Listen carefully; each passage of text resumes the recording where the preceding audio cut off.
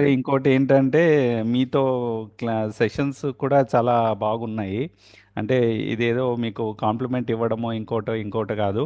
But మీరు teach చేసేటప్పుడు ఎప్పుడు గానీ ఆ కంటెంట్‌ని చాలా సింప్లిఫై చేసి, చాలా వర్కౌట్ చేసి మీరు ఇంత పిన్ పాయింట్‌గా మీరు ప్రతీది కూడా చాలా విడమర్చి చెప్తున్నారు. It's a great thing. అంటే నేను మిమ్మల్ని ఒక్కొక్కసారి చూస్తుంటే ఎలా అనిపిస్తారంటే, ఈ లిరిక్ రైటర్ ఉన్నారు చూడండి, చంద్రబోస్.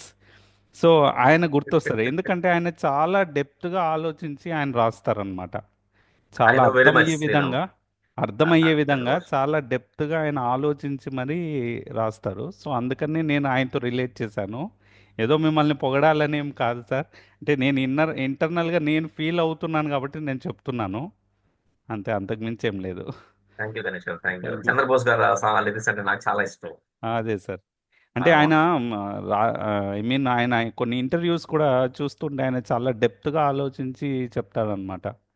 అంటే ఒక సాంగ్, ఒక లిరిక్ రాశానంటే ఎంత టైం తీసుకుంటారు, ఏ విధంగా ఆయన ఆలోచిస్తారు, ఇలాంటివన్నీ కూడా చాలా డెప్త్గా ఉంటాయి. అవును, అవును. అది. ఆ, అంటే సబ్జెక్ట్ని అంత సింప్లిఫై చేసి చెప్పడం అనేది చాలా పేషెన్స్ ఉండాలి, చాలా డెప్త్గా మీరు స్టడీ చేస్తుంటారని నేను అనుకుంటున్నాను. సో అవును అనమాట. గణేష్ గారు.